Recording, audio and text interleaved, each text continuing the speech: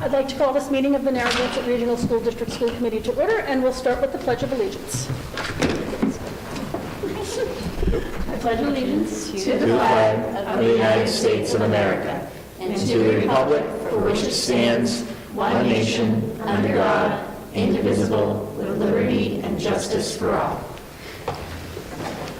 Good evening, everyone. Thank you for coming tonight. This meeting is being live streamed and recorded. You can find a recording out on our website, on our NRSD YouTube channel. It is also being live streamed through Facebook, so you can watch us live. The first order of business tonight is the approval of the minutes from November 1st. I would entertain a motion to approve the minutes. So moved. I have a motion. Do I have a second? And a second. That was Jen and Shauna, just for Susan's sake. Any questions, comments, or concerns about the minutes? Seeing none, all in favor? Aye. Opposed? Okay, they pass unanimously. Abstain, I'm sorry, I didn't do abstain. Okay, unanimously. Sorry. Next up is the bills and payroll. I would recommend a motion to accept the bills and payroll warrants as presented. So moved. I have a motion by Jen. Do I have a second? A second. And a second by Danielle. Any questions or comments about the warrant? Seeing none, all in favor? Aye. Opposed? Abstained?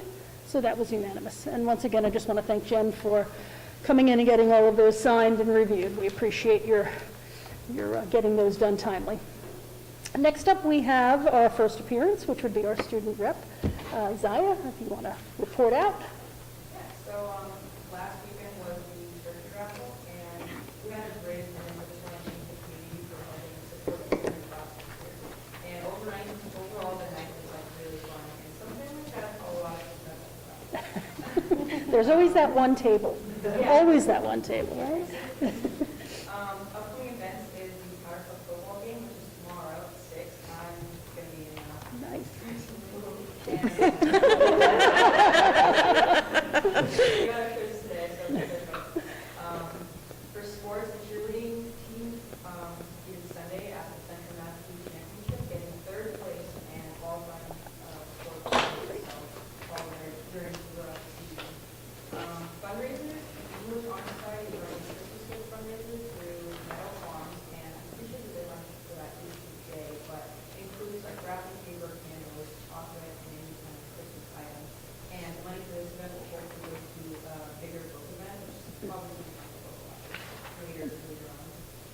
Prom committee is 7 weeks this year, and you can order that directly through the company online, and it's Vermont Center Leads, and they'll have it sent directly.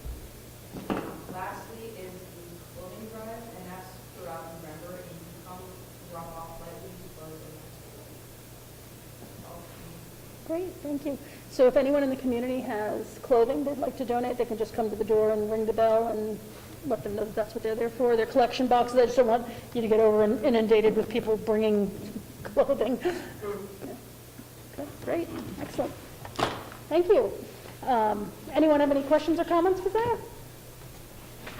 No, got off easy this time, thank you. Next up, we're going to talk about the middle school, so I'm going to turn it over to Dr. Kazavant to do introductions, and then we can go on with the presentation. Thank you, Madam Chair. As we have endeavored to do the past several meetings, in an effort to get as many people in front of the committee as possible, and this week, or this meeting, we are lucky to have Ms. Mary LaFreni and Ms. Jan Smith from the middle school, and they have been, I think that the second longest running tandem. I believe they might be a couple days short of the elementary in terms of their consistency. So they know each other very, very well, and probably speak in the same brain. Maybe that's, maybe not, I don't know, but they might even not like that. But in any, So yeah, in any good going. event, they have worked together for a very long time, and they're here. They've done a lot of great things, and I know that everyone on this committee has looked at the school improvement plan, and there's just a lot of wonderful initiatives, and so it would be a great opportunity to hear from the folks that are making it happen.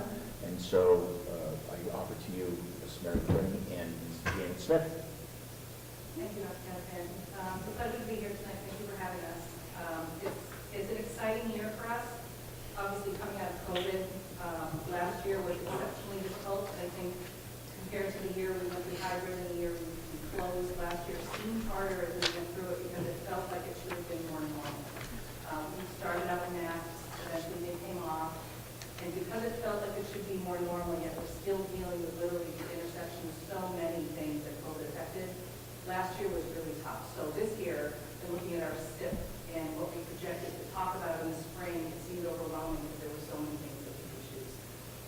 Instead of the summer, as we started to think about it coming out of last spring, we got a lot of great feedback from our teachers and our staff about what they thought needed to be tweaked and changed and updated, and that really drove the 4 initiatives that we selected. So our first 2 initiatives are related to NTSS. Initiative number 1 is related to an academic environment that supports all students, both emotionally and socially. And this is work really, SEL work with what we had dove into in 2019,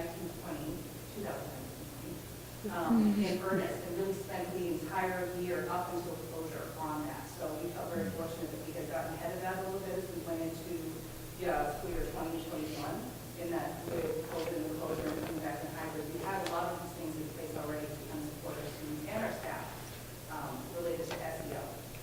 The strategic initiative number 2, or our initiative number 2, was again related to MTSS and involved establishing a data utilizing culture again to help students grow academically, socially, and emotionally because they are so tightly related.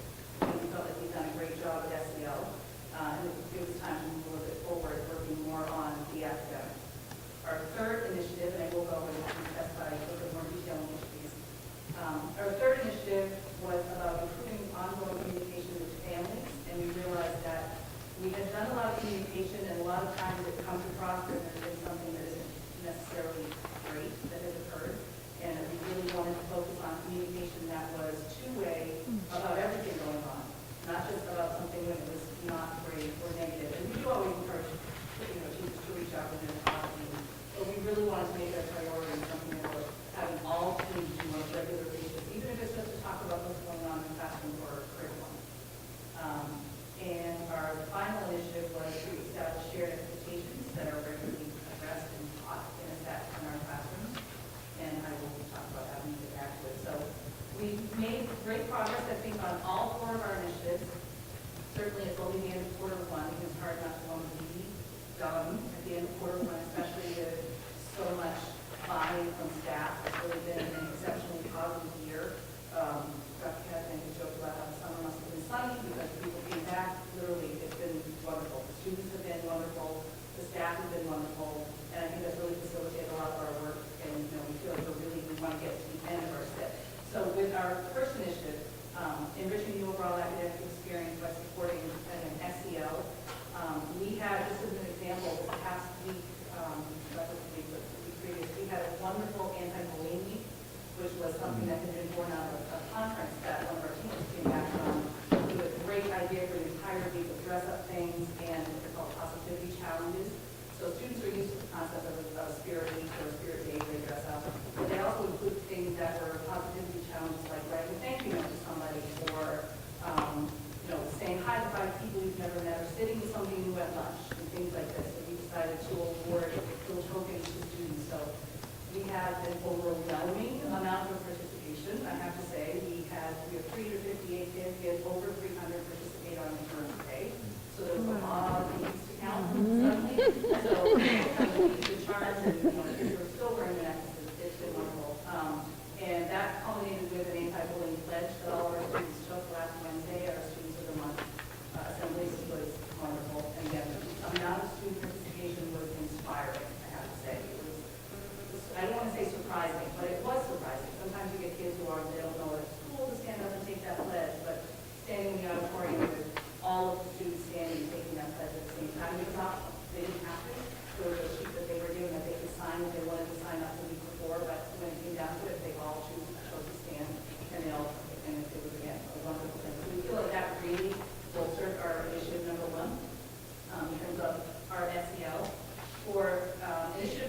establishing a data utilizing culture. Again, coming out of COVID, I feel like we had a lot of anecdotal information because we weren't seeing kids in the same kind of consistently in front of us. You know, in hybrid, they were in and out, and they were in and out two different groups that were in and out. Wednesday, we were all off because they were home. You know, in remote, it's so difficult to try to, you know, ascertain where a student really is. The data was hard to take. So data obviously became a very important thing for us to be gathering and also using in a very real way.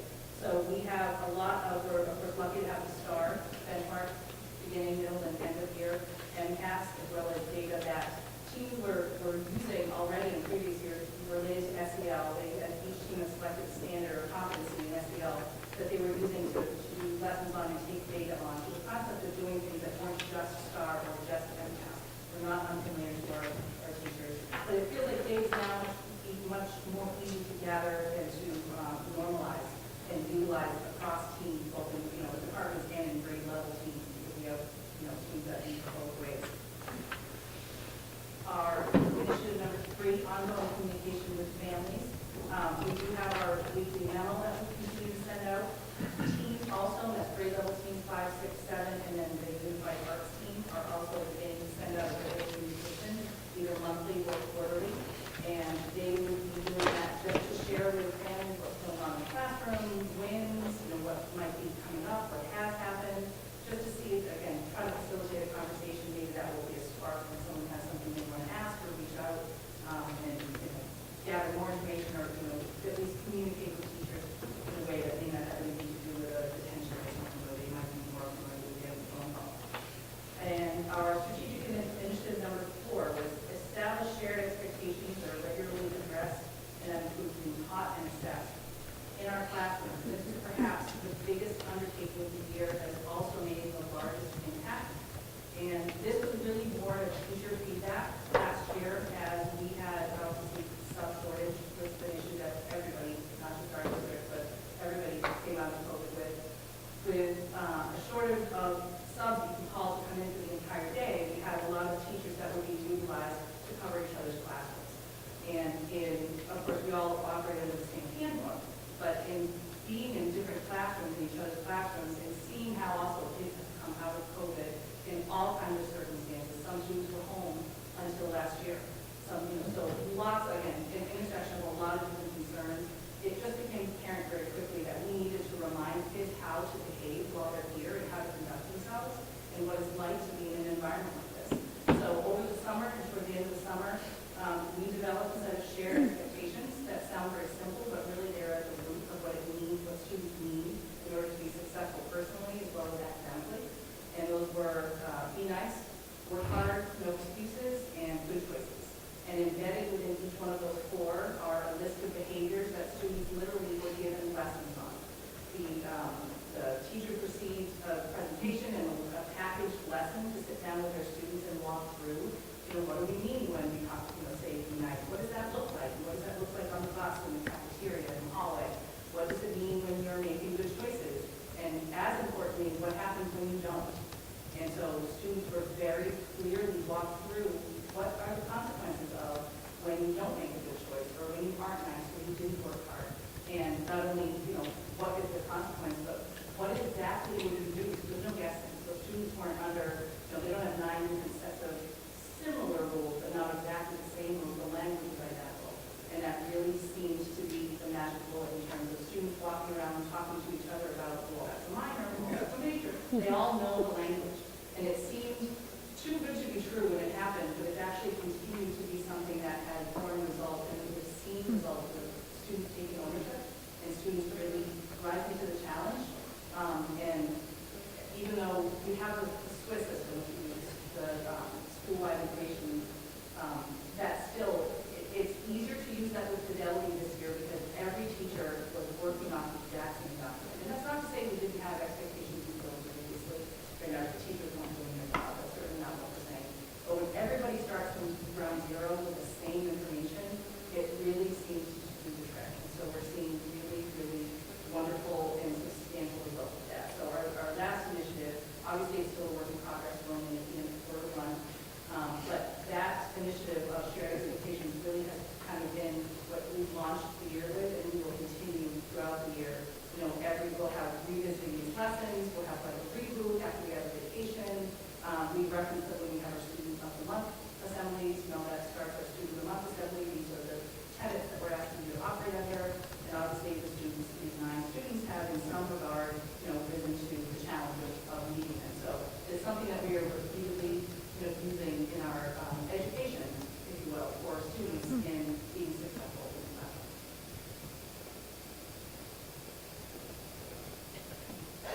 classroom. Well, thank you. That was very comprehensive. Anyone have any questions or comments for Mary? Yes, just a couple. So as far as your initiative number 1, I had a couple things just to quickly add. How are you just using testing for your data? And I think you mentioned that you're not just using testing for your data to establish what needs to be done here, and what are you using other than that? So there's individual teams, the UA team is an example where we use because they have actual physical capture that they use. One of the SEL competencies that teams looked at, and the UA team especially chose, was impulsivity, related to impulsivity. So they were actually measuring when students were calling out and students were, without being called on. And they walked them through what that looked like and why it's important to do without disrupting, each other, et cetera. So they were actually calculating how many times students were calling out in class. And the UA teachers especially had a challenge because their students move every 10 weeks. So they only had 10 weeks to work with these students, whereas everybody else had a year. So they thought it was especially helpful to get these students to recognize how that might be affecting them in class, not to mention their classmates, and then they could share with their team who may be getting these students for the next 10 weeks what that data was. And they found by the end of term 2 that they were, they're what they collected last year, when they see results for term 1 right now, but they could definitely see a decrease as they talked about the students that they had second term compared to what the other teachers would have the first term had seen. You spoke a lot on the one of the social emotional learning initiatives was bullying. Is there anything else being worked on? It's not a social emotional learning In terms of training, initiative. As far as your initiative 1,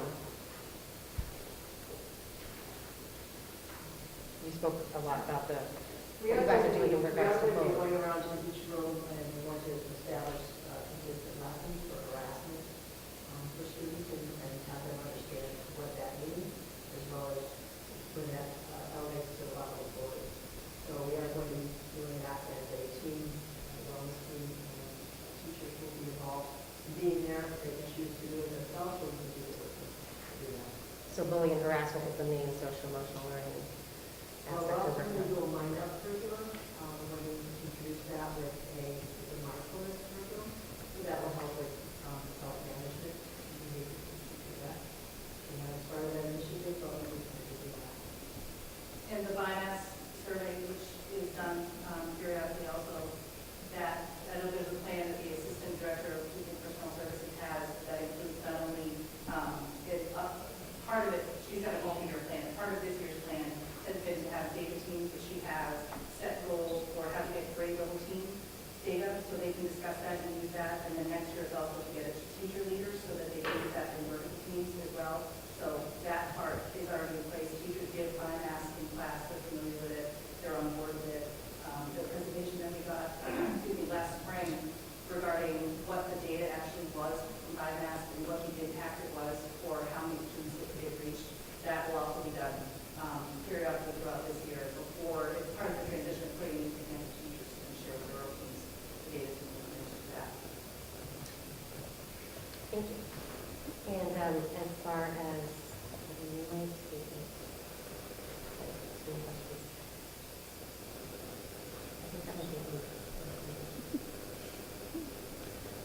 Anyone else have any questions?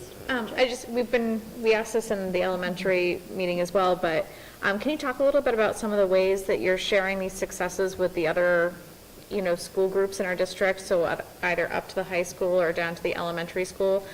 Because, I'm absolutely fascinated by the, set expectations across multiple teachers, like, and how well that's working for you, for example, because I can remember as a student how difficult that was, that, you know, Mrs. Collins had one set of expectations, and then you go to Mr. Gravel, and Mr. Gravel has a different set, you know, so whatever that is, so like, it's amazing that you got that buy-in to agree to have that, because, you know, teachers are also take pride in their individual contributions and how they individually teach, but can you talk a little bit about that sharing and that buy-in that you were able to get? And that one of the things that was hard to roll this out was feeling where I was coming in, personalized, yeah. But they still did it within their own classrooms, with fidelity within Sure. their own environments, they did it, but I can actually let Janet, who's been working with high school on that, so I can let her speak to that. Oh, great. So we decided that the shared lessons for every student in the very beginning of the year was the most effective way to teach students. It would often happen that I would get a student because of a major concept or a major discipline, and I'd be individually teaching them the rules, because I don't know that everybody teaches them well. So it's supposed to be done. But I think that this was also buy-in from teachers as well, that they felt it was so consistent with their peers. I think they do realize that sometimes peers have different rules in their classrooms, but the general shared rules have to be the same. And so everybody believes that this was the most effective way to do it. And students really did come out of those lessons understanding what the expectations were in all areas of the building, including on the bus. I have to say, looking at the SWIS data, and even just knowing, I'm getting very few referrals. Oh, beautiful. So, and then when I do have them come in, I said, you know why you're in here, and they know. They'll say, isn't it here? And then there's a lot of, you know, helping them understand how to fix behaviors, how to say sorry to others, how to not, how to take responsibility. They'll come up with an excuse when you realize you made a mistake with somebody, and recognize it, and I'm sorry to fix it. And don't get any more reasons for why it happened, because then it doesn't feel as sincere. So as a health, the previous health teacher, I love teaching my social health lessons to students when they come to me, and I'm hoping, you know, that it's helping them, you know, be more successful in life, not just here at school, so eventually all their life. I think I would be happy to share all this information with both the elementary school and the high school. We have talked about these expectations. We are sharing similar expectations with the high school. Yeah. So, Great. That was one of our bullet points in our SIP, was to calibrate. And so early on in planning this, Janet did sit down with the high school and talk about how that would look. Obviously, some of the language is a little bit different. Sure. Talking to a 10-year-old versus a 18-year-old. And having both spent lots of time in high school, we get that. So it's not just something we can hand over to high school.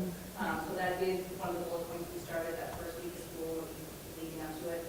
And that will be something we continue to do, you know, once we kind of have what did work really well and what, you know, again, we're only through a quarter. It feels like it's been a whole lot longer than a quarter, right? But once we see what really worked, then we can have more meetings and kind of calibrate what's going to be more effective with the older students. But that's definitely something that we think, you know, we believe in it. We are believing it so strongly. It's hard not to say that, let's practice and go over it. No, stay. It's so simple. Yeah. But really, it has worked so efficiently. So we definitely share in those or to take how they would like to do their Yeah. Yeah, that's great. And I would assume too, from a student perspective, those rules that we're putting in place, carrying it forward just makes sense, because if all of a sudden they hit 8th grade and there's a whole new different set of expectations, it could be kind of confusing. So I love that you're taking the time to calibrate that and figure out how to make it meaningful based upon the age of the student and you know, the circumstances, be it I'm in high school now versus in middle school. So that's awesome to hear. Great. We'll look forward to hearing more. Oh, sorry. So on your initiative 2, under item 6 there, your bullet point 6, to expand on what we're discussing here, it says to provide appropriate data to parents so that they can be more informed partner in their child's learning and social emotional competencies. What are we encompassing in that, and what are we defining as appropriate data to parents? So this is going to be the first year the middle school has done individual teacher conferences as opposed to a team model. And when that first came up, some teachers were a little trepidation, having never done this by themselves necessarily. But we really leaned on the concept that you've got Swiss now, and because everybody's using Swiss so consistently, you can pull up a student in Swiss if there's any kind of concern you have, or if there's anything to celebrate with a student, and say, here's the data I have to back. And that's one of the things that has made this so successful is it is a very tedious process to constantly be entering data. But when teachers see the outcome, which is that we start not having to do that so often, because there are consequences that are, following, and there's communication at home at every single step. Swiss is one of the things that we're encouraging teachers to use in sharing with their parents or guardians when we have conferences next week. So that's just one example. Is there anything off limits that's not appropriate? For sharing with parents, just as appropriate data. So is it just Swiss information? It could be certainly grades, it could be anything also anecdotal, they speak for themselves, but in terms of the actual data, Swiss would be a great one to use. Formal. And then I guess I'm dating myself, but I always had individual conferences. I guess that's new to me. It opens up availability for so many more families to be able to have during so. Thank you. Anyone else have any questions or comments? I think that's it. Well, thank you for a wonderful, comprehensive presentation. And it sounds like you have put in some really good foundational pieces to build upon. And I love the fact that a lot of this was teacher-driven. That buy-in up front is wonderful. And again, and I probably say this at every one of our meetings, just how wonderful our faculty and our staff are. And to have them feel comfortable enough to say, this is what we need, and want to put the effort into helping get this program launched is amazing. So we wish you continued success. Look forward to hearing how we take some of this and move it into the high school and then look down the elementary. I think that's very exciting. So thank you, and we look forward to having you back again, maybe towards the end of the year for another update. And thank you, everybody. These stickers, Mary brought these. These came from the middle school. Their expectations stickers, which is wonderful. Good. All right. Anything else to add? I know. Just as Bill. Yep. Great. Well, thank you so much, and you're welcome to stay, but we realize that you have long days, and so feel free if you need to head out. Don't worry about bailing on us. We're okay. We are entertaining if nothing else, but no, great. Thank you. Next up is public input. Do we have anyone from the public that would like to speak tonight? Seeing none, we will move on to the NDEA. I see Ms. Parker is here. I'm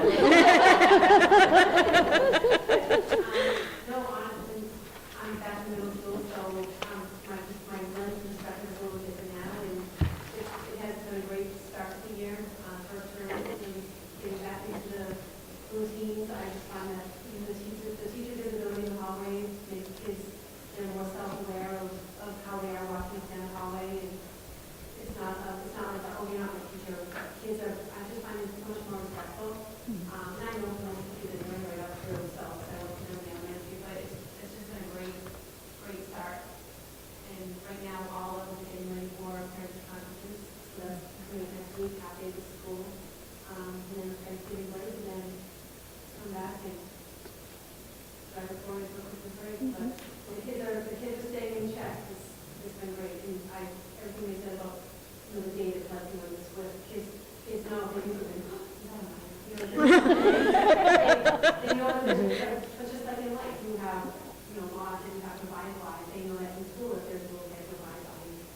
They don't fight it when you write them up. They take it seriously. And I also like the fact that when we do write them up, and I don't know if you ever said that, but I know part of it is that we contact the parents, and the parents, so kids realize that if the teacher writes you up, you know what, mom and dad are going to find out, because that communication is part of the process. That's great. That's great. And I think, Katie, some of your questions, that's another piece that really filters into that parental touch, which I know we've spent a lot of time, and I know Dr. Casavan's going to bring up in a little bit, communication and how important that is, and really taking things to the next level is in more directive communication and more meaningful communication. So that's great. Communication is just as important. So Yeah. I try to make sure everybody knows to know everything else, just the positive. Your child is great speaker, and parents just love that. Good. Great, well, again, big thanks to the teaching staff and everyone in the NDEA and the staff as a whole. I don't want to leave anybody out because everybody plays a very important role. But, please send thanks from the school committee for everything and, warm wishes for the Thanksgiving break. And then we struggle through the next few weeks before you get your little bit longer break, so. Great, thank you. All right, next up, budget update. I'm going to throw this right over to Anne Marie because you have some exciting news. I see you attached. So I will let you give us the good news. So our ED has been certified at $693,198, which is a lot higher than I was anticipating. And they had a very quick turnaround, because I only submitted it last week, and they already Wow. turned it right around. So this is great news. Yeah. So for the new members who haven't been through a full budget cycle or who have only been through one or maybe two, one of the things we try to do is pledge $500,000 of our E&D towards the budget every year. So this is you have to have taken a big breath after seeing this, thinking that we might have come up short. So that's very good news that we were able to do that and we'll be able to continue our commitment. So great, thank you. And thank you to yourself and all the other people who were involved in pulling together the information for those reports.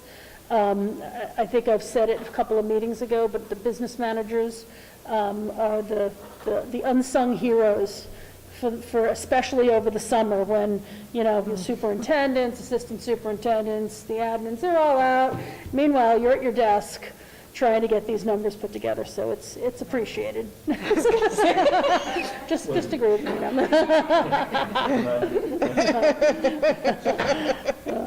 So thank you. All right. I know we've talked FY23 probably to death. We did make the change to the meetings. At our last meeting, we went through those. I have updated the calendar just to show the shift. And once this budget stuff comes out, we'll have a better idea of when we might be able to do some of the meetings and have them, the budget hearing and whatnot. So more to come on that. How are we doing for FY23? We still, this year, yeah, this year, yeah. Did I say, I get my years, don't mind me. Budget freezes in our future, just trying to hold off as long as possible.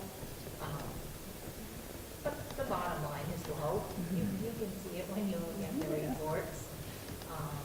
Just trying to make sure that everyone has an opportunity to order the stuff they need to continue.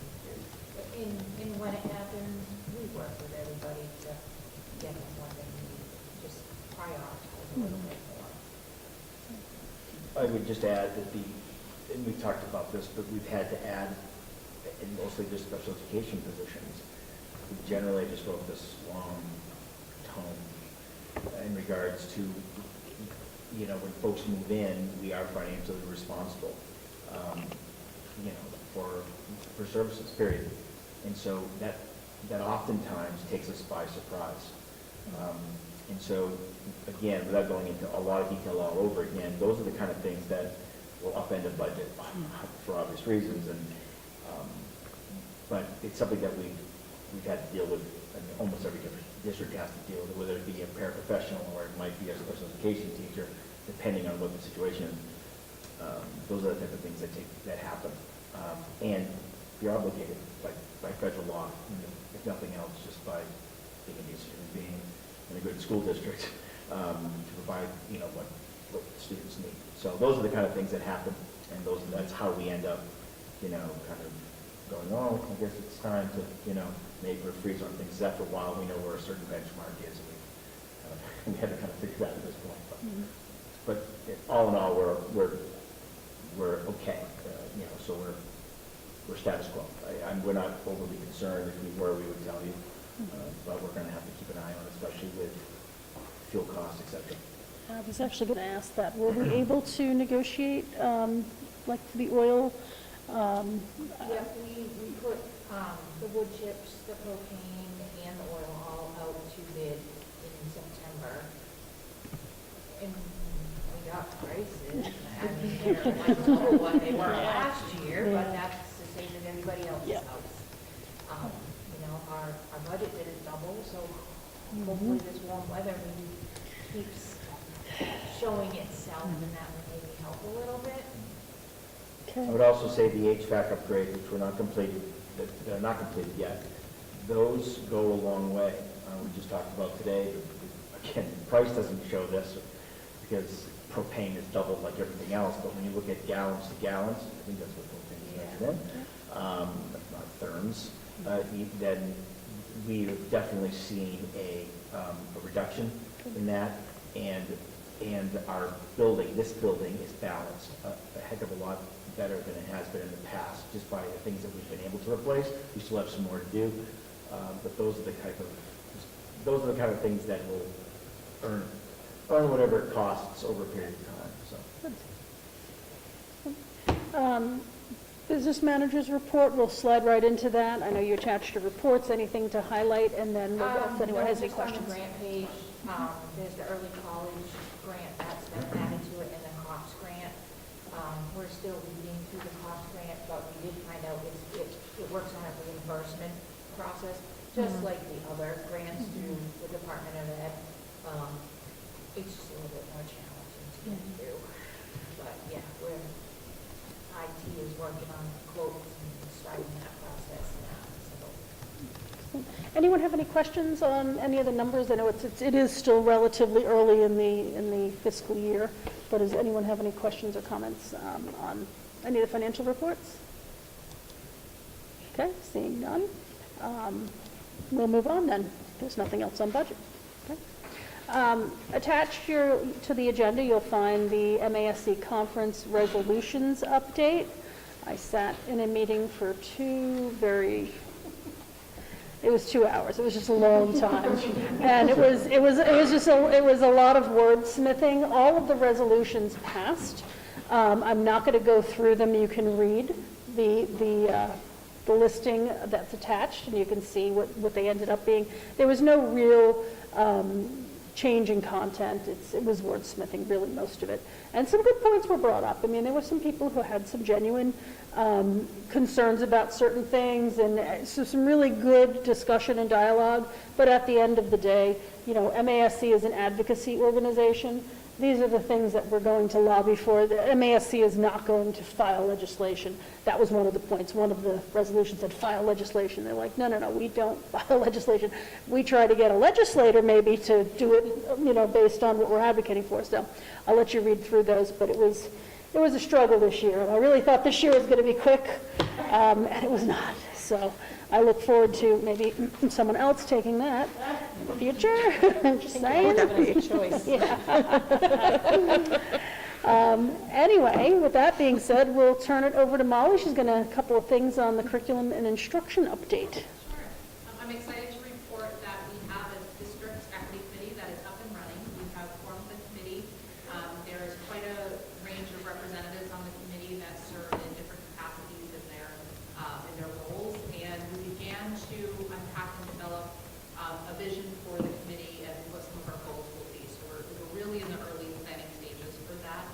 One of the conversations we had at the end of the committee that I thought was really important was what are ideas that the committee has for how we might gather input from people who aren't at the table, and how are we going to disseminate information once we sort of finalize an action plan for the committee or some goals for the committee. So we're pretty excited to start that process. Hey, congratulations. That's awesome. Yeah, the people at the table were really excited to hear me there in their voice. So it's a really nice group of folks who are really excited to engage in the work. Excited for us. In terms of professional development update, we had a full-day professional development day on the 8th, and we had a lot of things going on that day. One thing we had was a follow-up to our opening of school, where we focused on school safety and did an overview with staff on Alice. At this point, what we did is we had all staff engage in an online Alice for Schools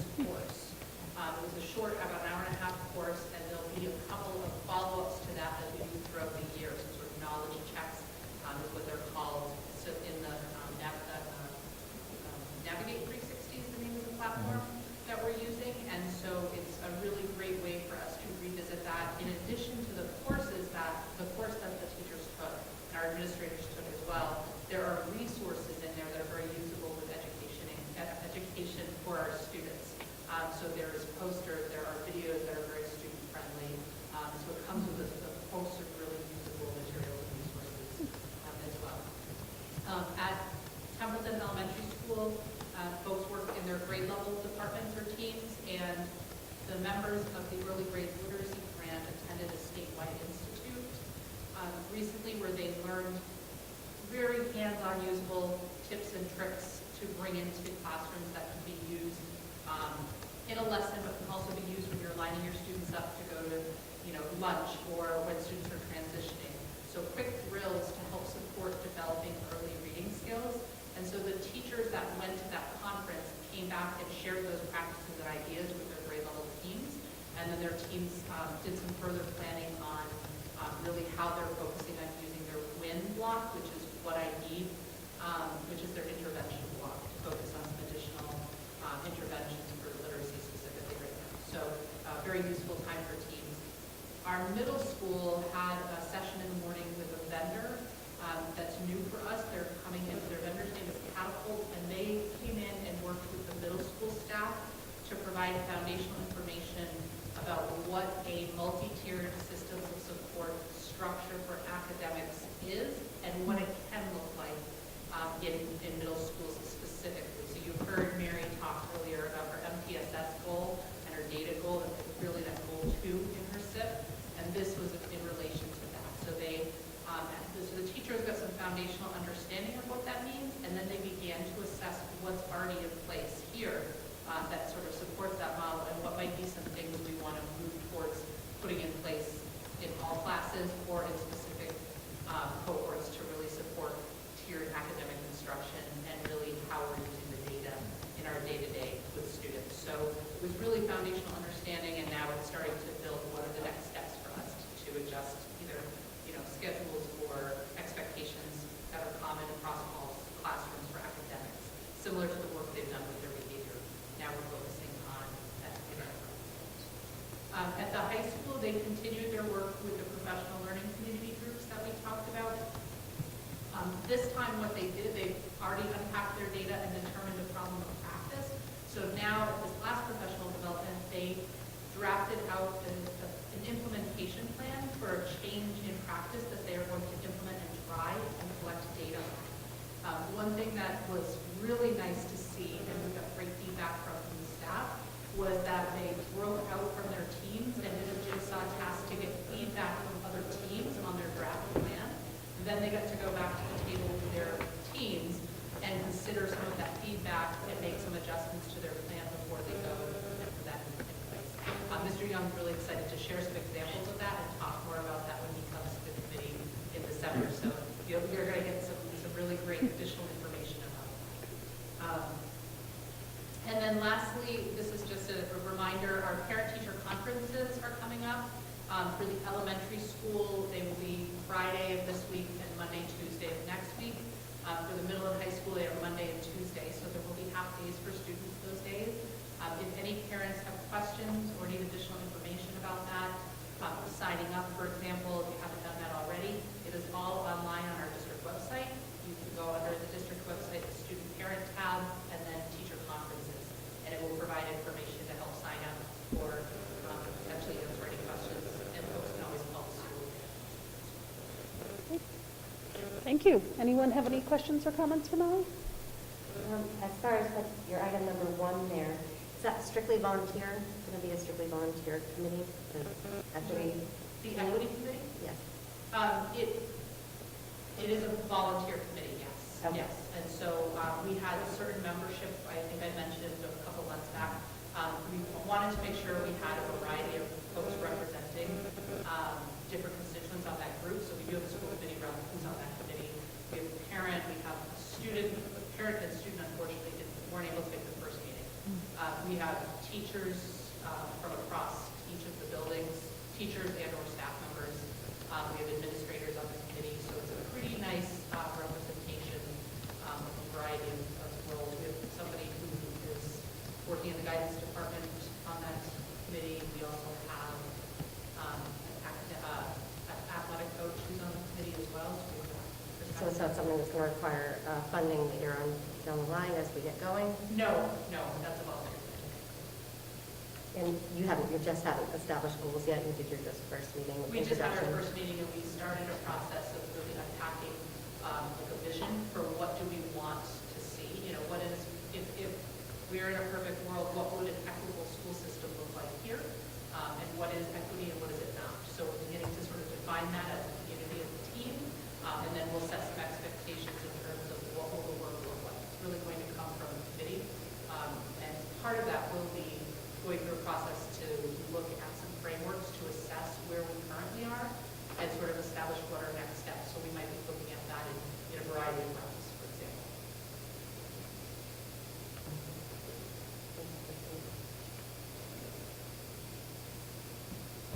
Do you have anything else, Katie, inside? I did want to rush it through. I would also like to add, I love the fact that you're trying to look at how you can incorporate feedback from everyone else.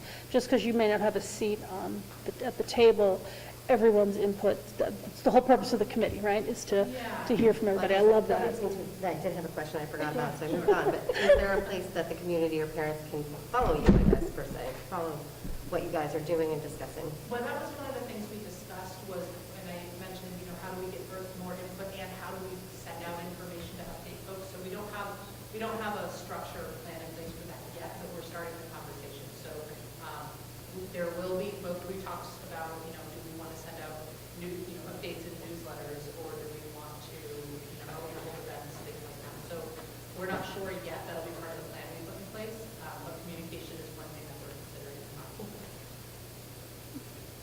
Anyone else? I swear that's it. Yeah. It's okay. All good questions. Well, thank you, and thank you for the updates.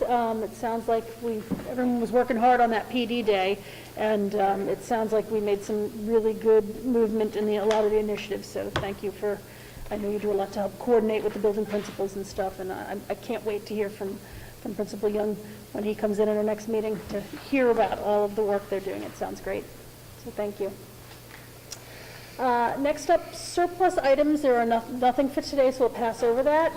The next piece of new business is about board docs, which is our meeting management software that we use for the committee.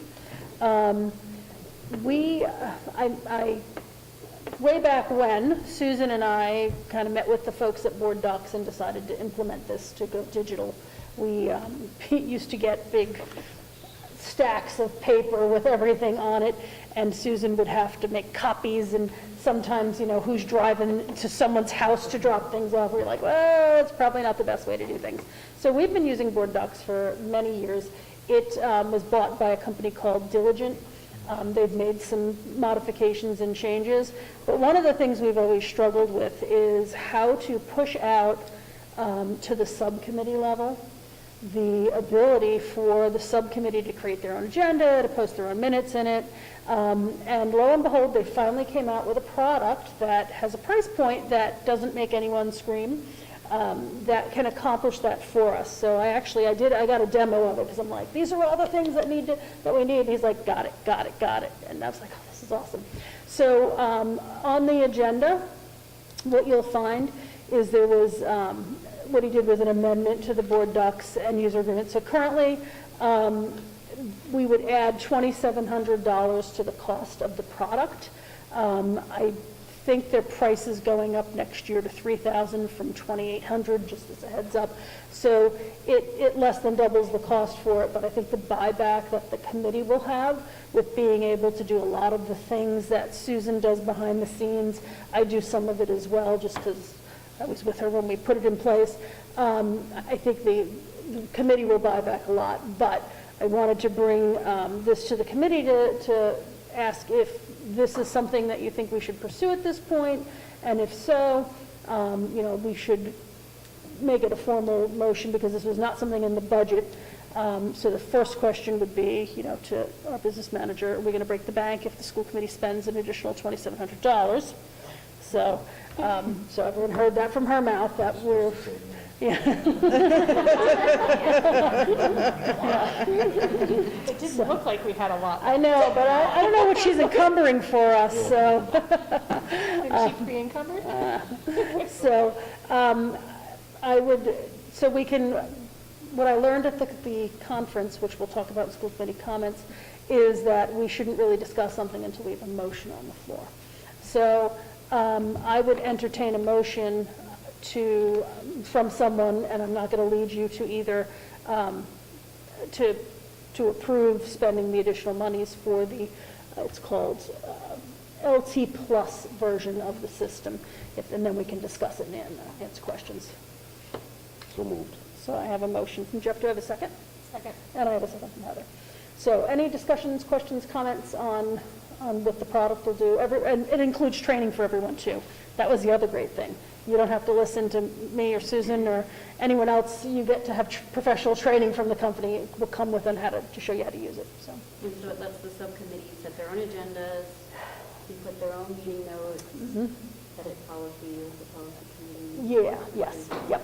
Yeah, and the big difference will be when we look at the front page of board docs today, up in the upper right-hand corner, there's something that he said looks like the Lincoln Memorial.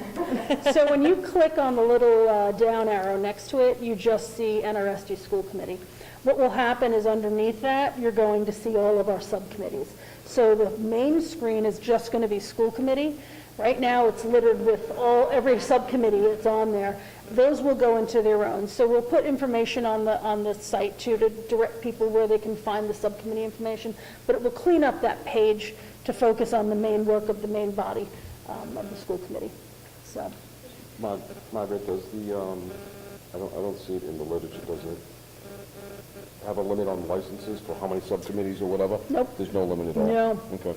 Just out of curiosity, is the 2,700, does that include our existing annual fee, or is that on top? So it's on top of it. It's So, on top. yeah, it'll go from, as I said, they're doing MASC actually has negotiated pricing with board docs, so we get this negotiated rate. I have no idea if it's better or worse than if we were in the wild. I don't know, but I'm going to assume that it's probably better. So that'll be $3,000, and this will be $2,700 on top of that, so $5,700. They'll prorate it for the first year because I think our license expires, I think it said in May, so the first year will be a proration.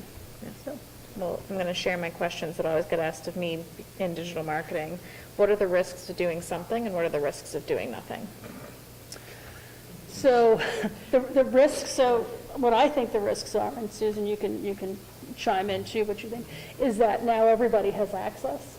And, if you don't really know what you're doing, we have open meeting law guidelines we have to follow. Things have to be posted. So part of the training, we're going to need to make sure everybody knows 48 hours in advance, you can no longer change the agenda. So there's little things like that we should all know, but trust me, it's easy to forget every one of those points.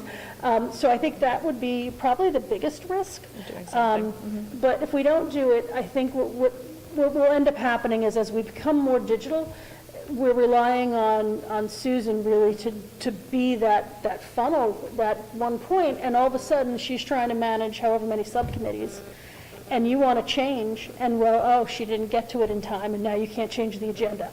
Yeah. So Single point of failure. exactly. So Susan doing it. and Susan will be happy to step in where she needs to. I was yelled at when I said that. Chris finished it. So I guess my question would be, I think this is a great idea, because when I got all the invites for the subcommittees to my email for 6, and I'm like, first of all, it was super overwhelming for me, but then I'm like, how the heck is she doing this plus her normal job? How? And then all the changes, and it just baffled me. So I think that is a great idea. I guess my question lies, does she sleep? My question lies is this the up-and-coming program to use? I feel like I'm somewhat new here, so I feel like it's not the most user-friendly, but is it the best? Have we price compared at all with is there others? There are other systems out there, feature and function versus price point. This is about the best you're going to get. For price point? Yeah, so they have another version of this Board Docs Pro, that you could add the plus on as well, that has all sorts of really cool and slick features. When we do votes, you sit here and you go, yes, and all of a sudden it's automatically tallied, and there's some really cool functionality. A little bit out of our price range. So for what we're paying for, this really does a nice job of presenting the data. It is not, you know, if you use the search, there are some really good things, but you're right, it's not the prettiest of Yes, systems. exactly, it's just not, Yeah, it doesn't look the most up to date, maybe it is, but just, yeah. and it's not very user-friendly. I think It's taken me a while.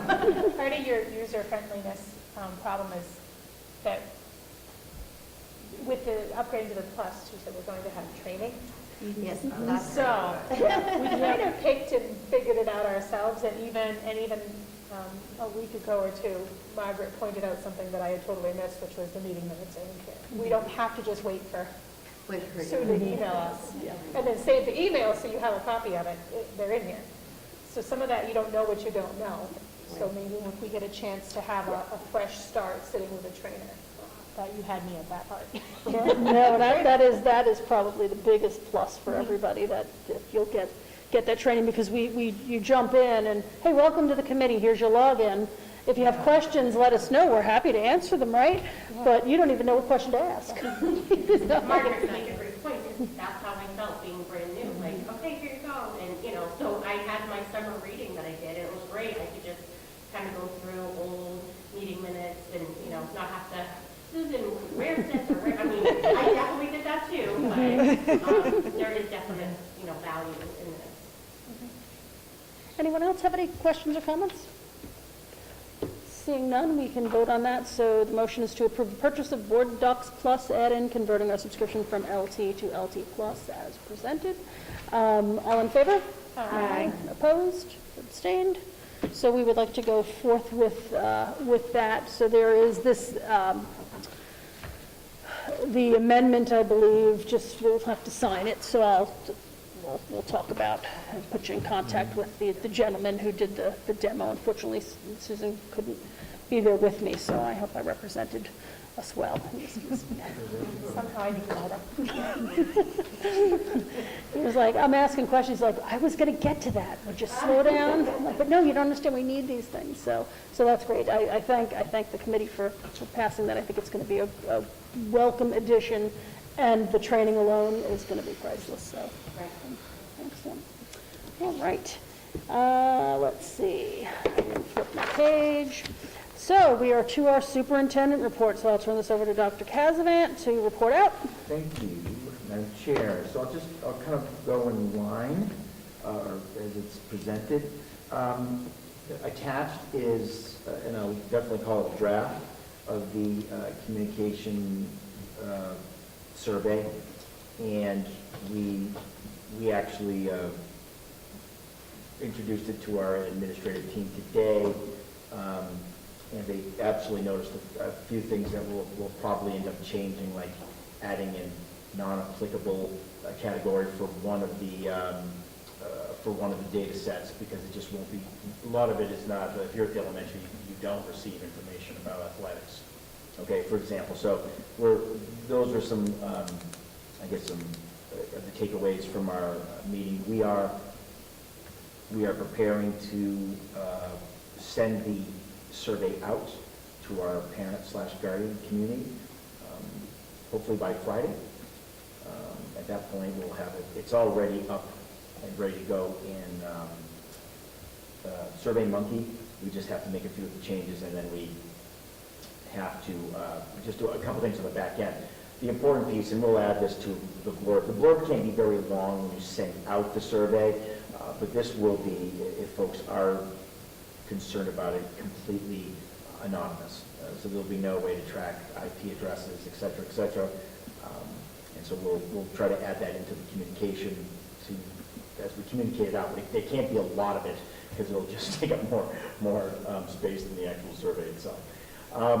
For those folks who are fairly new to the committee, I put out a very similar survey, 2016-17, and again, we've come a long way since then.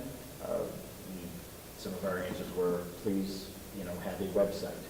I mean, some of those things were, please have a Facebook page. We didn't have any of those things. Well, we did sort of, but they weren't certainly official. They weren't branded by the district. So For the most part, we are nearing the end of the completion phase, and I will be sending or messaging that out to the community, and then we'll gather the data and we'll look at it and take it from there. And certainly I'll be reporting out to not only the community, but of course to the school committee at that time. I'll pause. It's a very long survey because if you have multiple children in the district, there's an elementary survey, a middle survey, and a high school survey. So if you have a child at the elementary, you click, yes, I have a child at the elementary school, and you fill that out. And then you go to the middle school and you say, no, I don't have a child at the middle school. And you click, no, but I have a child at the high school. You click yes. Yeah, if in fact folks want to be that detailed, and they should be, because communication might be different building to building.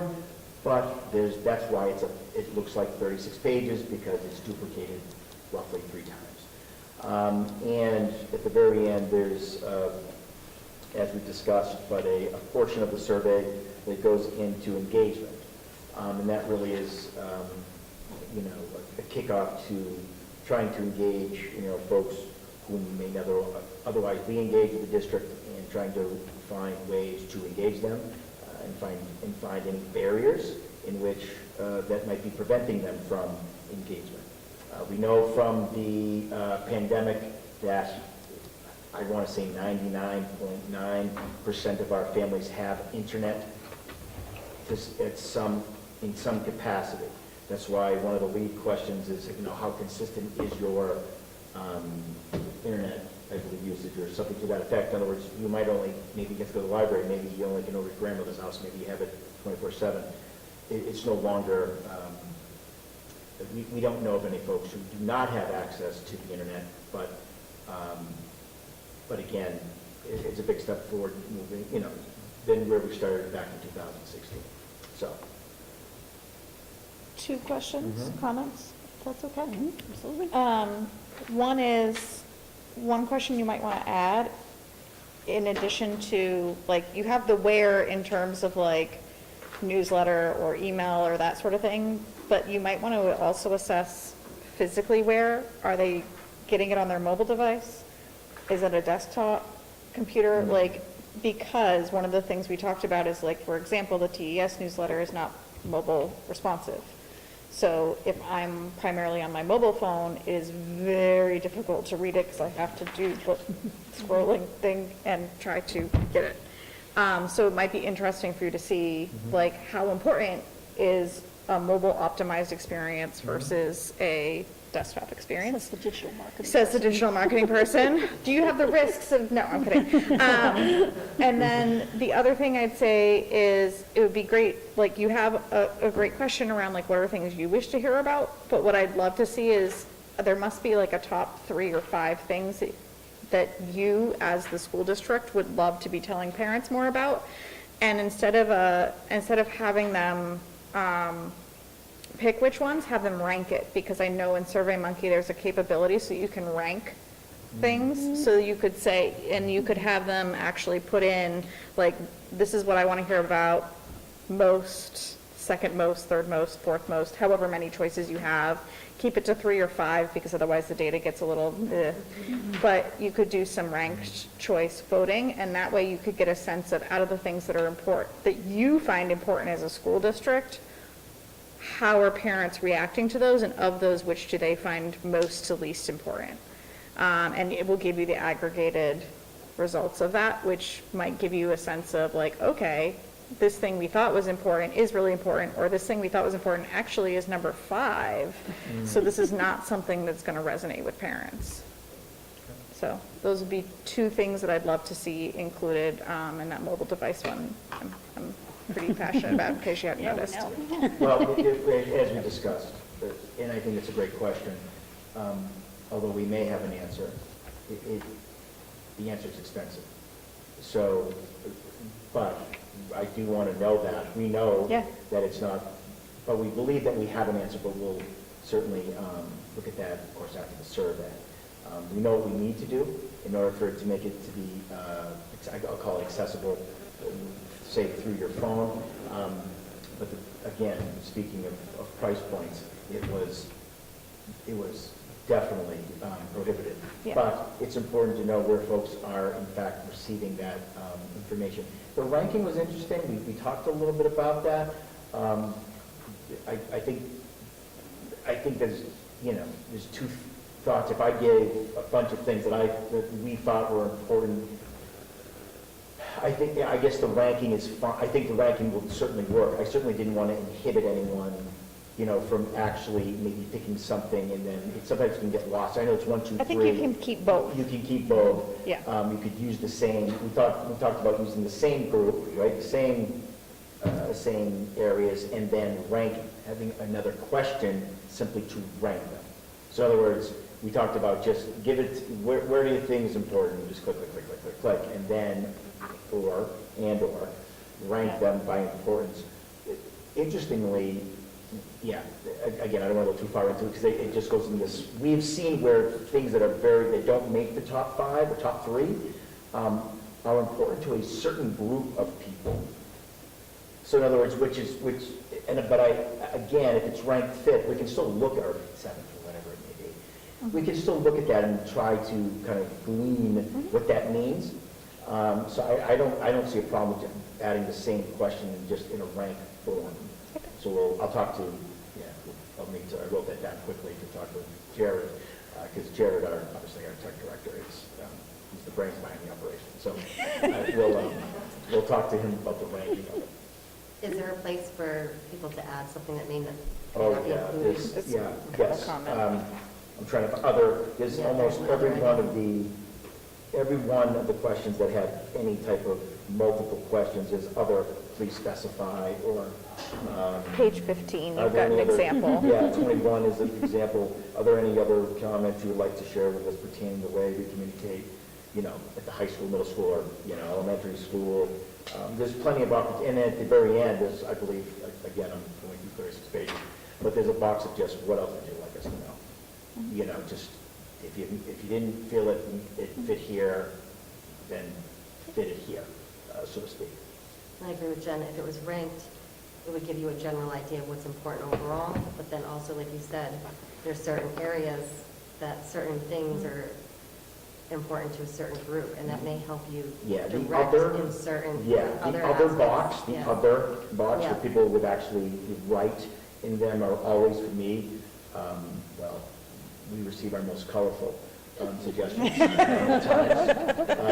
or comments. And, but we also, in all seriousness, we receive probably, sometimes the most important information, because you can't possibly think of everything, and generally when you start seeing a pattern, then, again, in the other category, you've missed something, but that's why you put an opportunity for anyone to write something in, and then I like those actually better than the actual check marks, to be honest with the check boxes.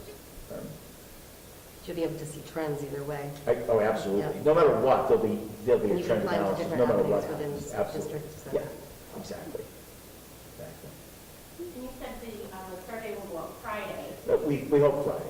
because a survey's only as good as the people that participate in it. So I guess for me, like when I think of things that I do for work, think about when to send it out, because, typically all the memos, from the principals go out on Fridays, but it's also the Friday, it's a half day at TES, it's right before Thanksgiving. So is there an opportunity for that survey to go out again for people that don't click on it and submit it when it first comes to them? Well, first off, there's going to be a window of time to do that. We're going to use Blackboard to notify everyone. We're not going to call.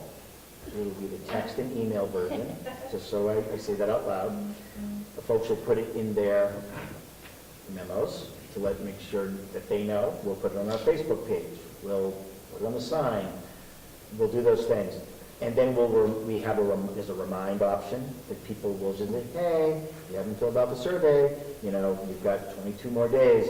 I want to send it out Friday because people at least are used to receiving information on Friday.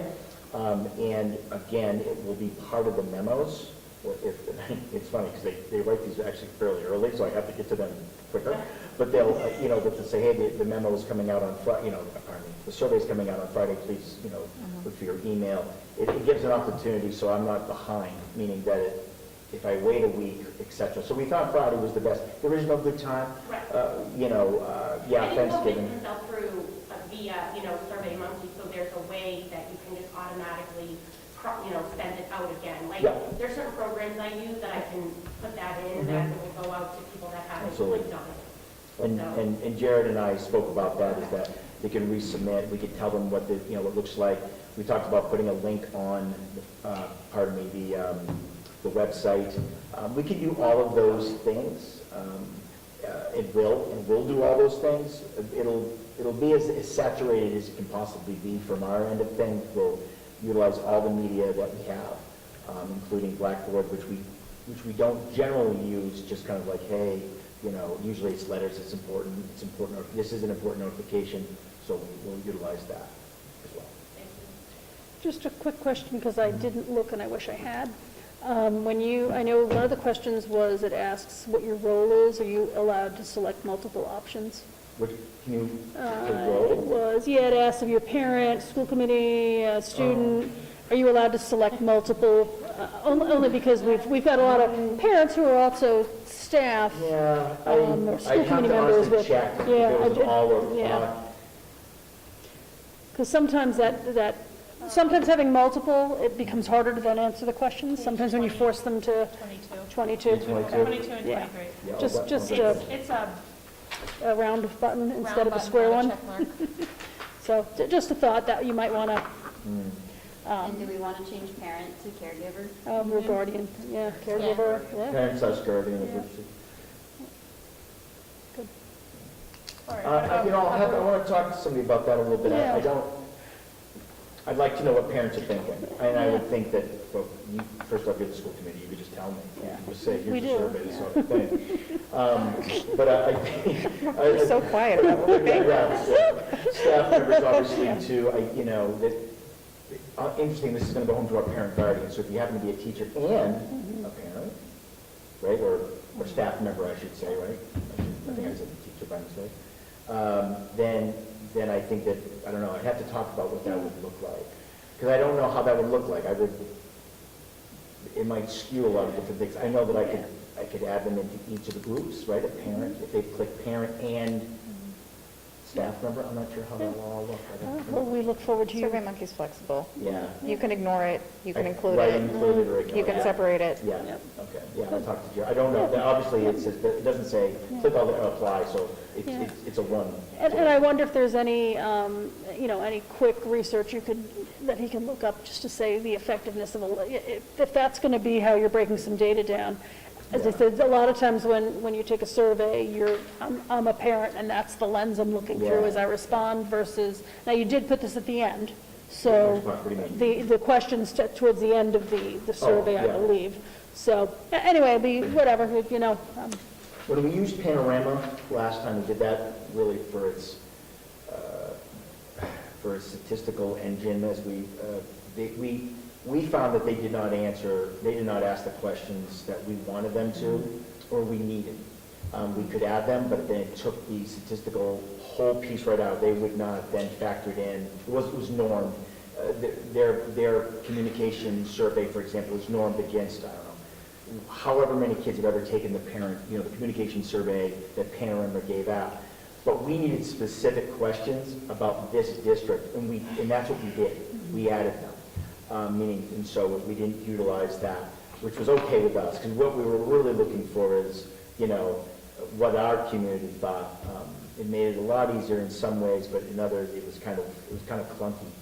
Meaning using the Panorama software, again, we only used that because it was very affordable at the time. There were some others that were very, very expensive. We decided to go with this because we utilized the same survey that a lot of other districts have, and added a few things that are, important to us, so that way I can say to Milton Public Schools, hey, just so I can just kind of get a kind of an apples to apples almost sort of deal. We took a lot of questions from that, and then we developed our own, so we tried to be as formal as possible. But these questions we feel hit what we're looking for, and then we will definitely do a follow-up survey based on all of that, but that's for a conversation down, for another day. I think it looks great. Good. Thank you. I think so. I have a question. You started off by saying that it was, the responses are going to be anonymous. Right. Unless they want to give their name. There's an Okay, option that they that's can. the question, right? I'm looking at Right. page 31 Right. that says, do you want to If you answer don't, 3 you questions? don't have to, Okay. and we won't know who you are. If you want to leave your name and you'd like us to contact you for whatever reason, we can. And we'll see. That wasn't an option the last time. It was completely anonymous. We didn't even give the option. We didn't ask for the option because people were very concerned about their, and so that was definitely an ad that we wanted to put in our survey. Great, thank you. Okay, I've lost all my notes because I just left my notes. But anyway, let me just go to my old notes then. Survey. Then we, again, I have to get back, sorry, to the agenda. Enrollment update. So we did two things, well, a little bit, right? We compared year over year, which I think that we've discussed before, because it's usually a big day in central office when we start comparing October 1 to October 1, from one FY to the other, so from last year, this year. As I've reported out probably a couple times, we're plus 75. Our enrollment is plus 75 kids. What's interesting about that is that we were down 7 in school choice. So it wasn't as if we were saying plus 40 school choice, and then ultimately, the enrollment was up 75. I've talked a lot about this, that what we've seen, if you take away the 2 years of COVID, well, especially the year of COVID, when folks were homeschooling and hard to find, so to speak, with the exception of that, the last 3 FYs, we have seen a notable increase in enrollment. Interestingly, we have been in this area of 1480 before. I explained that out a couple of days ago at one of the school choice students. Right now we have 181. So when you start thinking about this, is that, well, so who's coming into the district? They are residents. They are people who live here. They've moved here. Most of them have moved here. Lots of times it's hard to know what they've done. How did they end up back here? We just know that they live at so-and-so address, and if they don't share that they've come back from school choice or maybe homeschool, if they don't share a lot of it, it's hard to track down, or sometimes, it's just not part of the process. We are enrolling them, but we know for a fact that I think it was something about around 68 or 70% were move-ins, were new to us in one fashion or the other. So that looms large in a lot of great ways. But anyway, year over year, we are plus 75 students, and that's the net, which is fantastic. When you look at month to month, which that's something new we're going to try, we are plus 1.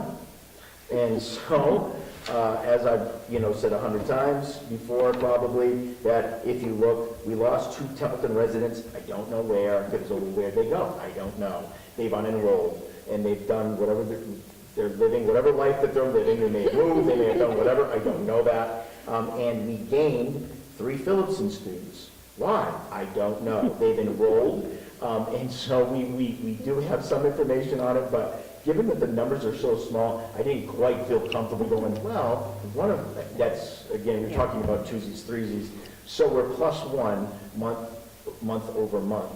I'm going to start looking into, if I went to, from November to November, we used to keep that data.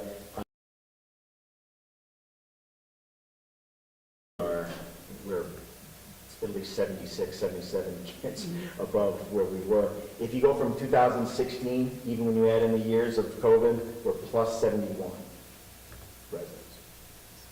So that is telling in a district this size. It really is. So, right. So if you were to grow your business by 5%, if you were to take on 5% more employees, for example, that would be significant. Well, we've taken on plus 5% of students in this district. Now, granted, it's spread out K through 12. Next. Just, Yeah, thank you for that sorry. month to month. Yeah. I love that. So Okay. I'm hoping we can Then continue it. we will keep that Yeah, up then. it's a really good, keeps us focused on what's happening over the year, so that when we start the budgeting process, and then, of course, towards the end of the year, when you start to look at school choice and some other things, we're already very familiar with what the numbers look like, so that's awesome, thank Exactly. you. That's great. And so next would be the school safety update. Well, so as we've, thank God. So as everyone knows, we have the COPS grant. We've received the COPS grant. We are in the process of getting all of these quotes. I don't mean to tease the communication piece, or not the communication, but the website and potentially how we message things out. But one of the items that we put in for the grant is a program which will do all of that and make it very accessible. There's a lot of neat things about what it can do, not only in terms of broadcasting messages to all, but in any format that you may want. And next month we'll feel, I think, a lot more comfortable talking specifics once we get all of the quotes in and seeing what, because inflation has, of course, messed with a few things here and there. So as we talked about, we over the Professional Development Day, we've endeavored, as we talked about, in terms of keeping us abreast with, or all of our we're still working towards the COPS grant, which will make it even better. Change it, nor do I want to. No, it's still, I mean, I think just the important thing for the committee, and obviously more important for the community, to know that this is not something that's going to take a back seat. School safety is something that we have to focus on, and that there's a continued focus. So even a minimal update, it's on the table and we're discussing it, so thank you. We're still moving forward to it. And I will just say, when we start talking about communication, improving communication, or really just getting along or belonging, again, you heard the middle school report out on its school improvement plan.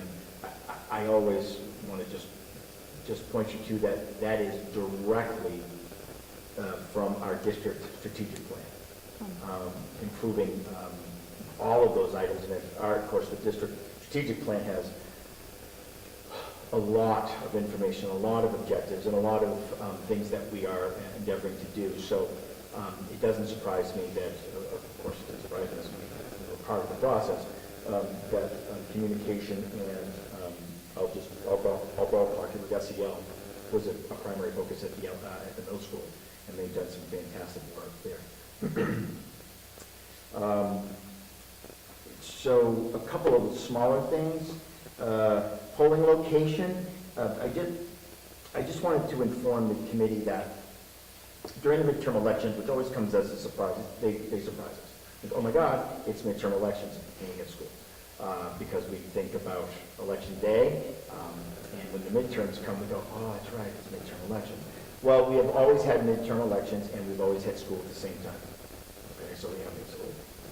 It's very easy to walk through them, and they do all, we have people out there. I was a nervous wreck the entire time. It just was a lot going on. Not that anything happened, but it was just hard to just see a bunch of people streaming in, although we had police officers and assistant principals out there. It just didn't match very well to what we were, that we're striving to do. So we're going to, the town and I, we spoke, and we're going to move the polling location for all of the voting to the varsity gym. Okay? Why? Because we can just literally shut off the gym, I call it the gym area, and the small parking lot there won't be any cars there, well, staff vehicles anyway, and that will leave plenty of parking, etc. So we're going to try that, and the town of Templeton is really excited to try to do that. We've done it in the past. This is not new. I do not like people up near the cafeteria, and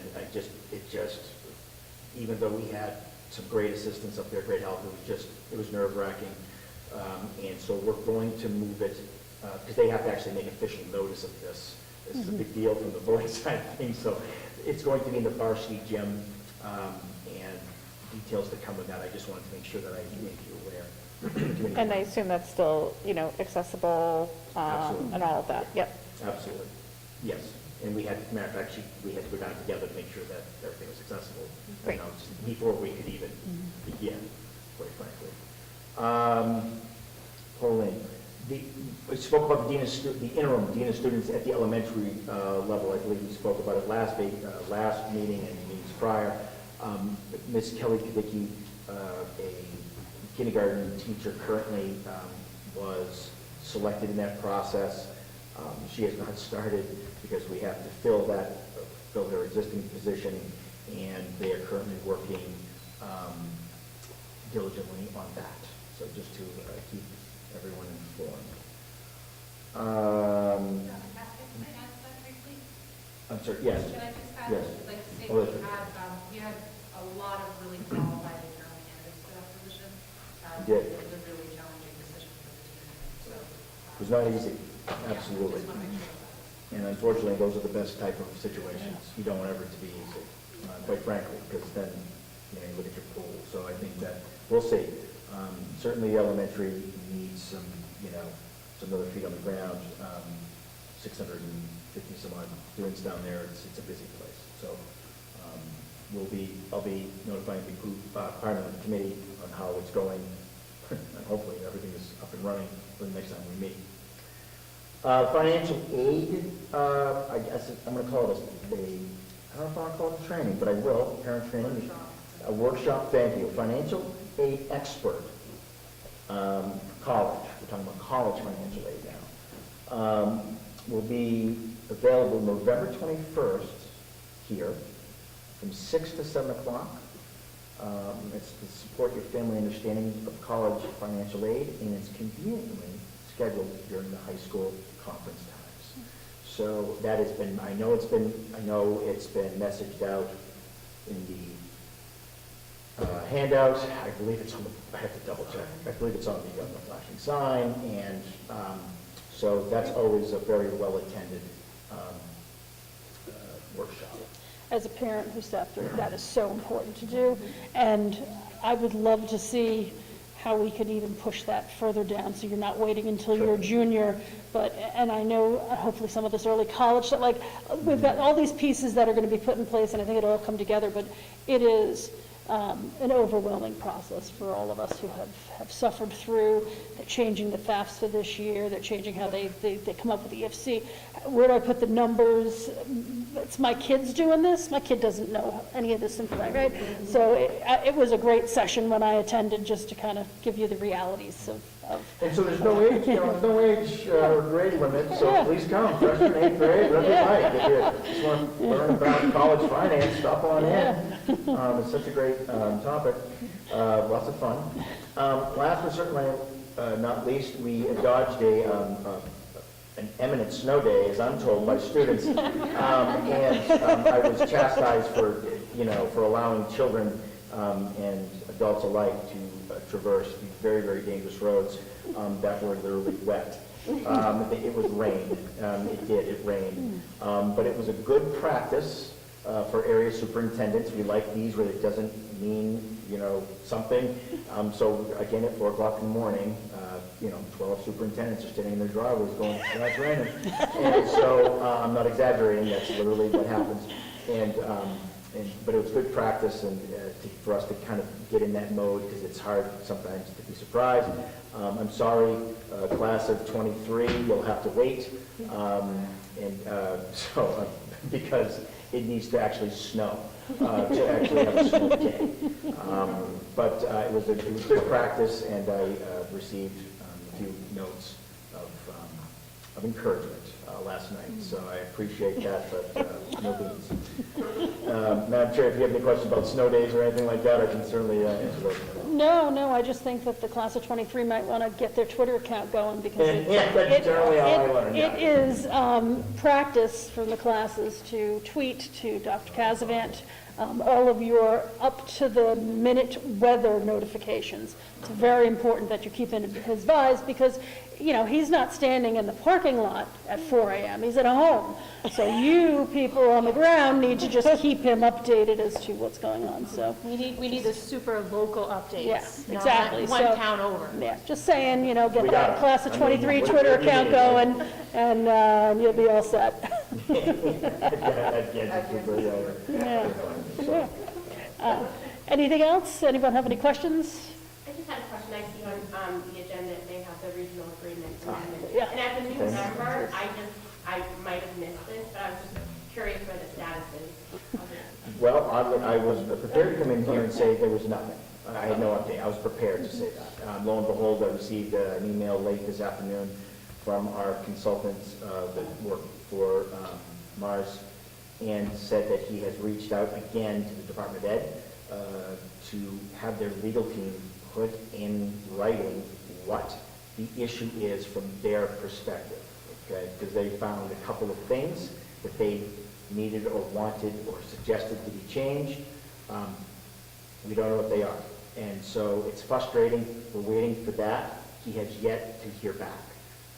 And we have, if I understand, the last town meeting, not town meeting, pardon me, select board meeting from Phillipston, I believe that they were still in conversation with their attorney about the regional agreement that was voted sometime, I don't know, last month or April, I don't remember. So that's the update. At this point in time, we're waiting for really the Department of Ed to weigh in. That's obviously something legal is not correct. So we'll figure out that. I think from a committee perspective, once we get through the Department of Ed giving us approval, if you will, from the legal, because the commissioner at the very end has to sign it, and if his legal team says no, he's not signing it. So once we get that as a committee, we will discuss where we go from there. We have several options. Obviously, we're waiting for Phillipston, but we have a vote from the RAC committee. So there's a lot of things we just need to go over. So that once we get word, the committee then can take some action and figure out how to move forward. That's what I was curious to, what is like the next step? Yeah. The town, our committee, and such. Yeah. Thank you. So more to come. All right. Anything else? All right. Thank you for catching that. I flipped the page, but I didn't look at the top. So Talked about selfies and Dr. I know. I didn't have any items that I know of that came up within 48 hours, so we don't have anything new. School committee comments. Go ahead, Heather. You I first. have a save the date from the PTO. We had a really great meeting this week. I have to say, if you could have ever been to a PTO meeting, I had a lot of fun. It must have looked like Dr. Cassavant's putting his survey together, because we have a RSVP form. It will be a Google form that will give me all the data we need to know about what kinds of items we need to have prepared in our shop for students. So we have our polar shop coming. I should have said that first. The save the date is Friday, December 9th, and in case there's a snow day, we already have the subsequent Monday, December 12th booked. We're going to need to, we'll be having it at the middle school in the cafeterias. It makes a lot more logistical sense, and there's certainly more parking. It's going to be from 5 to 7 p.m., whichever night we end up having it. And just put the tickle out there. By Monday at the latest, I'm going to have the flyer ready, and we're going to have our Google form for RSVPs, for our preferred response back. And I have to say, I even made a QR code for it. It was so fun. So, save the date, December 9th, Polar Shop. Thank you.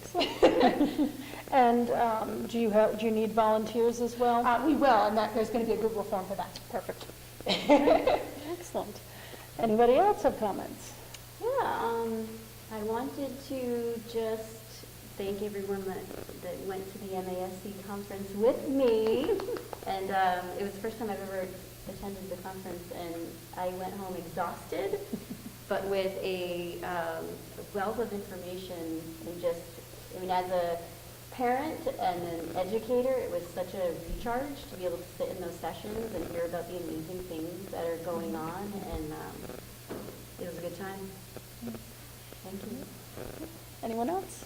I have a very random shout out to food service. The children in the Smith household are very excited for Thanksgiving at school tomorrow, and it's such a little thing, but I cannot tell you how, like, off the walls excited. there's going to be cranberry sauce, and there's going to be turkey, and there's going to be gravy, and so we don't, call them out very often. So I wanted to make sure they knew that they were making a couple of kids' days tomorrow. They are so excited to go to school tomorrow and have Thanksgiving. I think it's so important to remember that not all students are going to have that experience at home. So for them to have the opportunity to have it at school is wonderful. Yeah, it's great. Anybody else?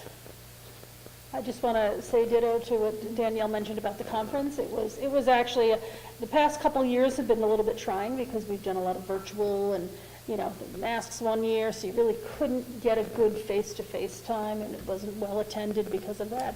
And it was a really great conference this year. I felt that it was a lot less political than it has been in the past, which was good because we got to, what some of the core issues that are out there.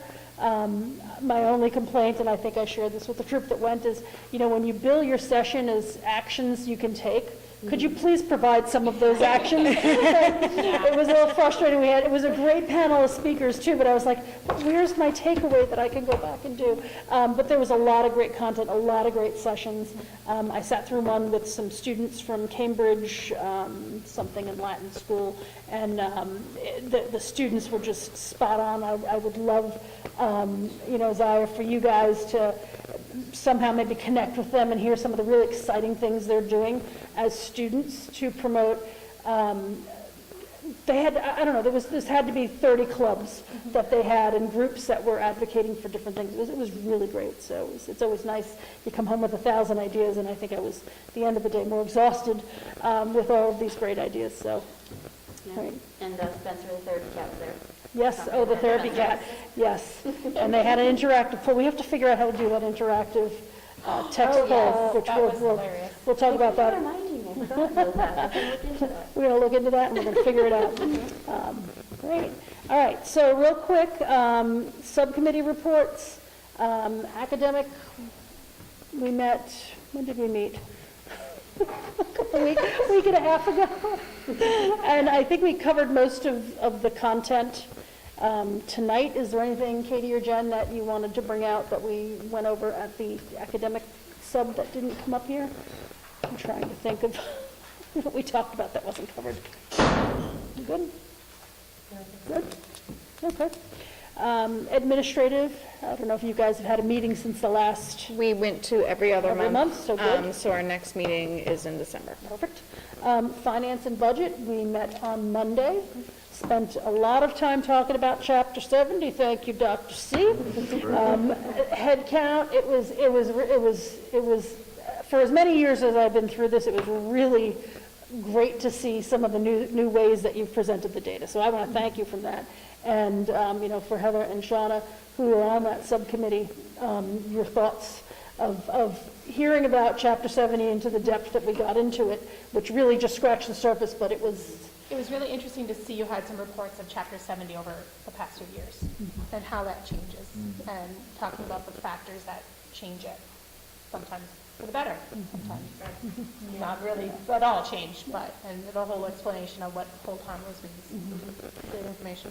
So one of the things that we wanted to do was get some support from MASC to bring in someone to do a workshop.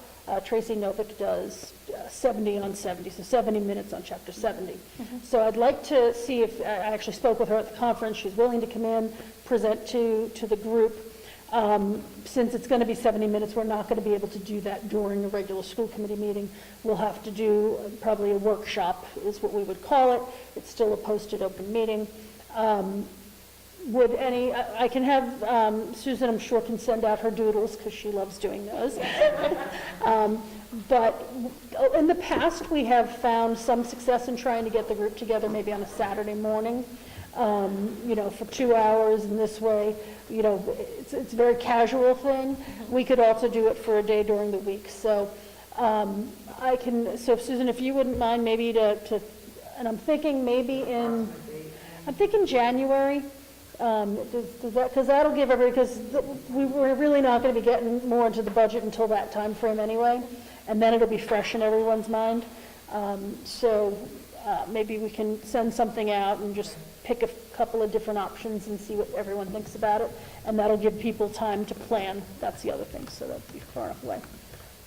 And Shauna, I didn't know if you were going to add, I kind of started talking and I No, Heather hit the same point that I was going to say about, talk about the way that they changed the funding and how, just magically in that year, it just benefits us. And she talked about health harmless and, the status and where our district is now with the enrollment numbers.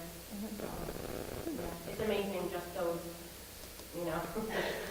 where you are and how we can benefit us. Okay. Facilities, I don't know if did we have another facilities meeting?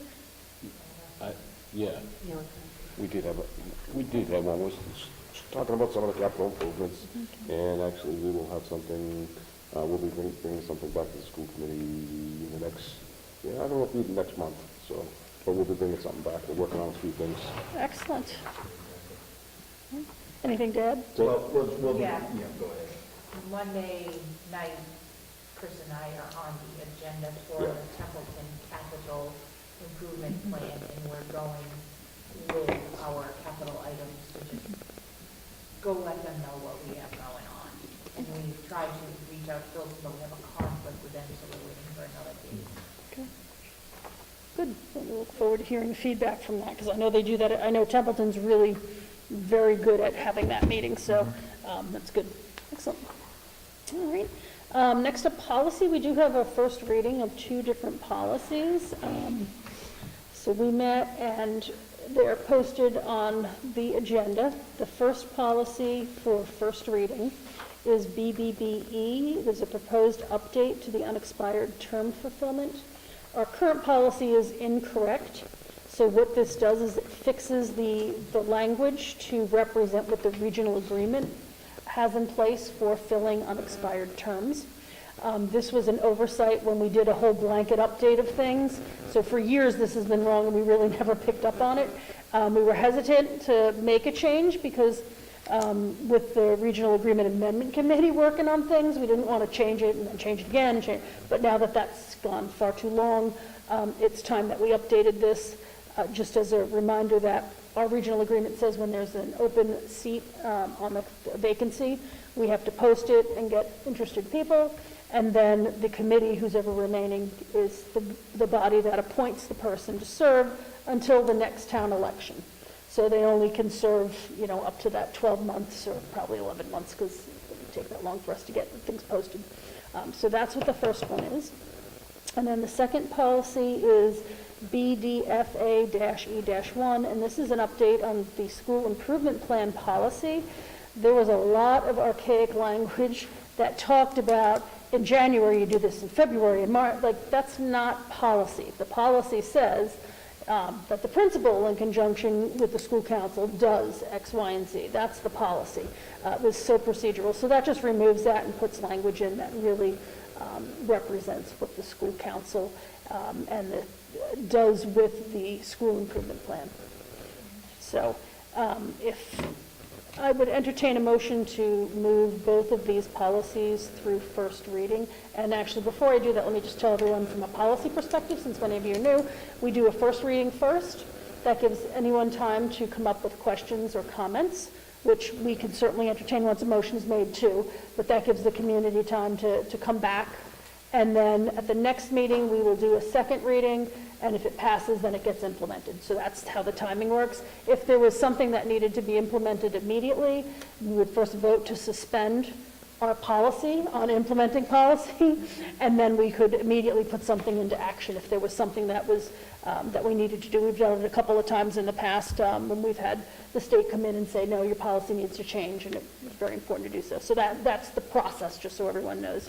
So I would entertain a motion to approve policy BBBE, the unexpired term fulfillment, and policy BDFA-E-1, school improvement plan, the updates to those for first reading. So moved. I have a motion by Heather. Do I have a second? And a second by Shauna. Any questions or comments on either of those? Seeing none, all in favor? Aye. Opposed? Abstained? Okay, and Katie abstained, so it was not unanimous. Thank you. And we'll bring those back at the next meeting for second reading and adoption. So if anyone does have any questions in the interim, feel free to reach out to anyone on the policy subcommittee, and we can address that at our next meeting, which I forget when it is. It's in a couple of weeks. I don't know. It's the beginning of December or something, 15th? Okay. Yep. All right, long-term planning, I don't know if you guys had a chance to meet yet, probably not. We have not. We have a Okay. meeting on the books, but we might want to talk about moving it because it's Christmas break. Oh, okay, Or so you way guys before. can deal with that. I don't think there's any correspondence, so next meeting will be Wednesday, December 7th.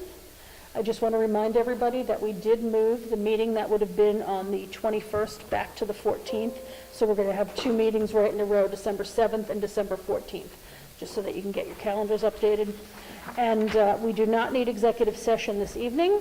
So with that, I would entertain a meeting to adjourn. So moved. I have a motion, I'll give it to Jen, and do I have a second? Second. And a second by Heather. All in favor? Aye. Opposed? Abstained? And we have adjourned. So thank you, everyone. This meeting is officially over. Thank you. Thank you. I tried, Jen. Just weren't fast enough.